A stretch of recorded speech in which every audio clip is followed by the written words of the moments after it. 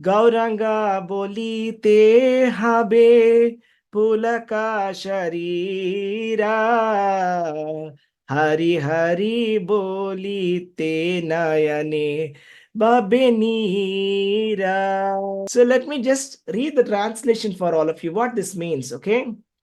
When the mind is completely purified, being freed from material anxieties and desires, then I shall be able to understand Vrindavana and the conjugal love of Radha and Krishna. And then my spiritual life will be successful. Lord Chaitanya Mahaprabhu's pastimes, they are very uncommon. Okay, they're very uncommon. And we should not try to put any mundane arguments and logics for that. If you try to put a mundane argument and a logic like, okay, it's not like this, maybe it's not logical, it should have been like that, it should have been like this, then we won't be able to relish Chaitanya Mahaprabhu's pastimes. So the only condition is we must hear with faith. So how many of you are ready to hear with faith Lord Sri Chaitanya Mahaprabhu's pastimes of him relishing the wonderful Sankirtan movement? All right. So we will start with here. Anybody who is a mango lover here? Yeah. So I see a lot of mango lovers, right? So I'll tell you the story. So one day, Lord Sri Chaitanya Mahaprabhu, he performed Sankirtana as usual at Srivas Thakur's house. So they perform Srivas Thakur's house all night kirtan. Okay, it's like an all night kirtan. And then after performing the kirtan all night, they became very tired. The devotees, they wanted to eat something. And they said, Mahaprabhu, we would like to eat mangoes. But the problem is, it was not the summer season. So if, let us say if somebody is asking for mangoes in some other season, it's difficult to get that mangoes, isn't it?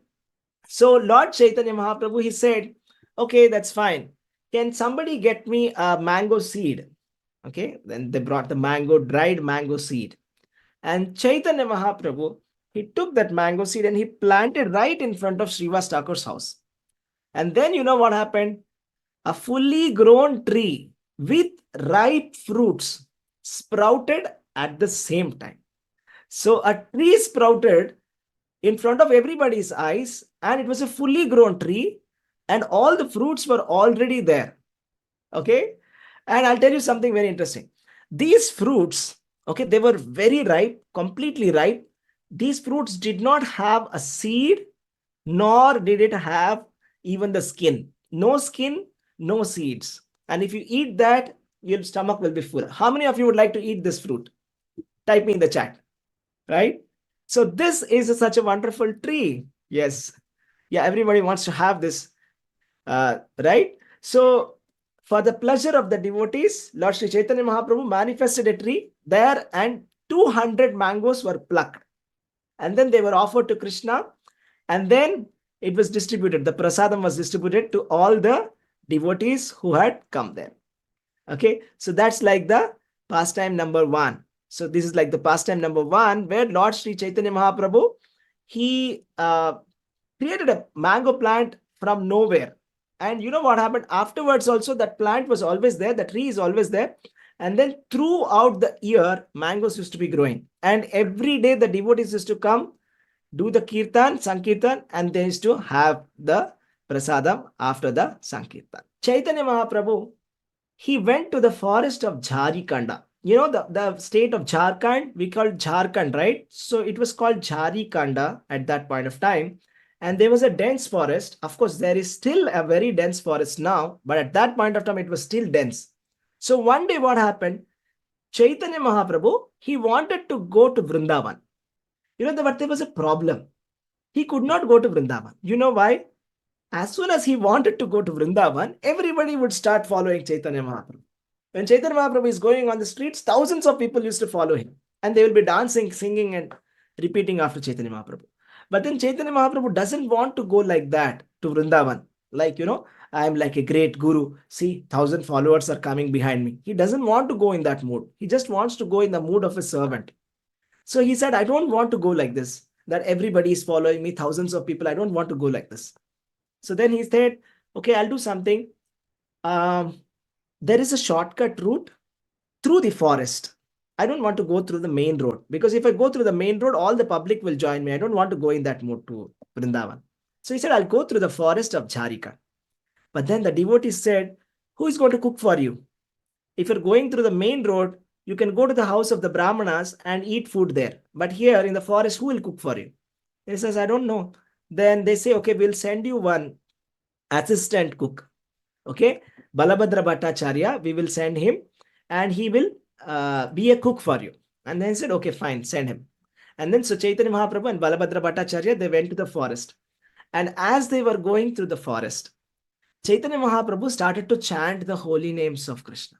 And as Chaitanya Mahaprabhu started to chant the holy names of Krishna, you know what happened?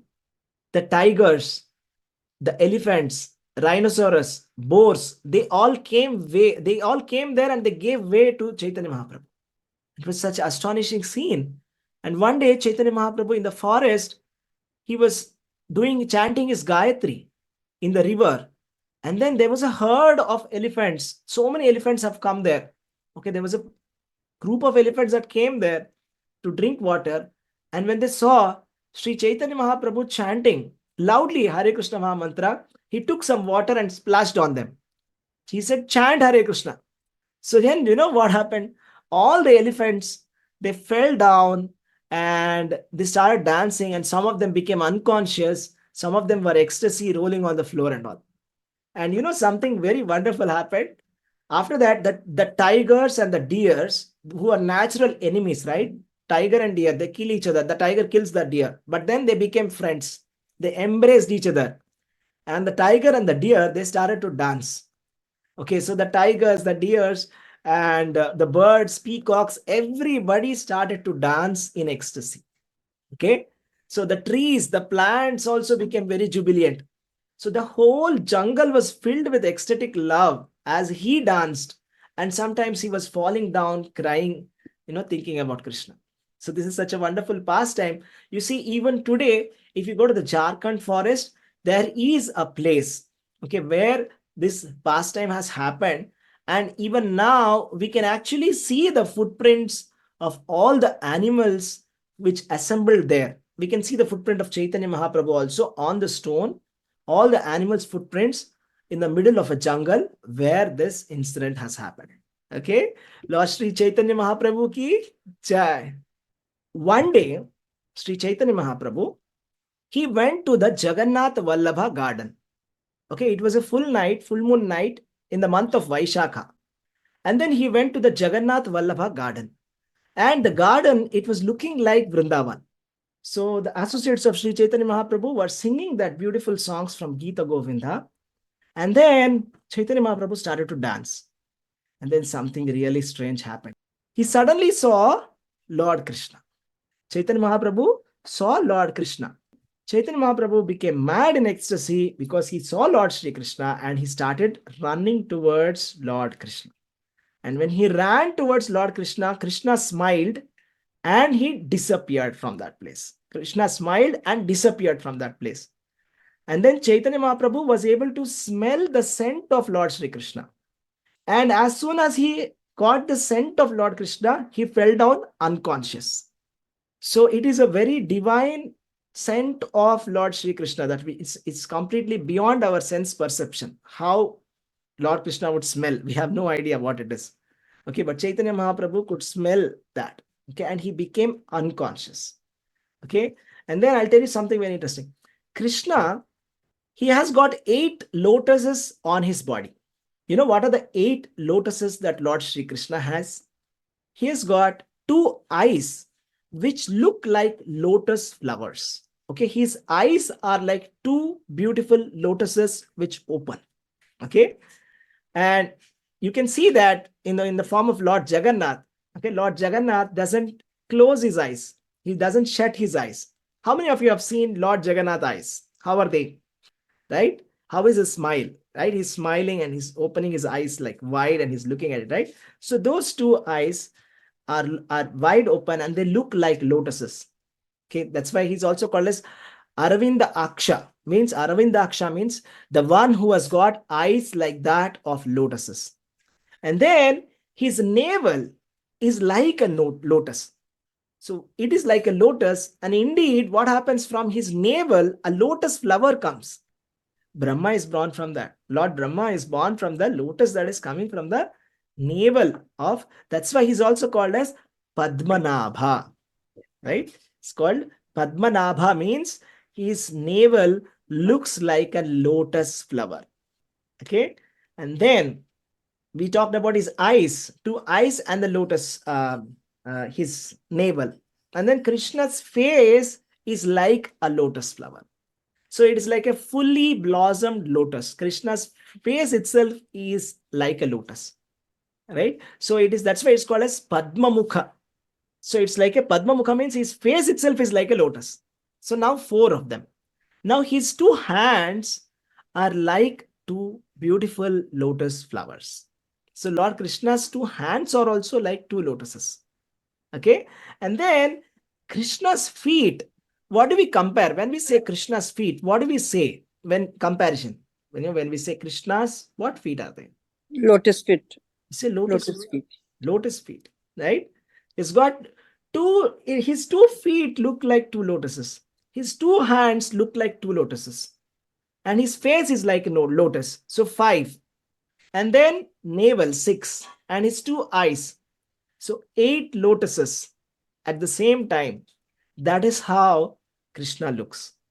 So when Lord Sri Chaitanya Mahaprabhu saw Lord Sri Krishna, and when he smelled the perfume of Lord Sri Krishna, he experienced the same feeling that Radharani gets when she sees Lord Sri Krishna.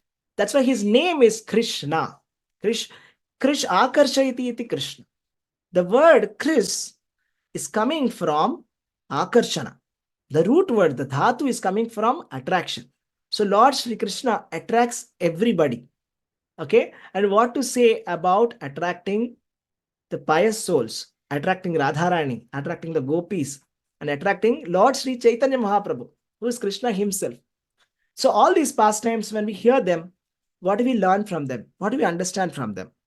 So these pastimes are not to be imitated. Like I said in the beginning, these pastimes, we just have to hear with faith.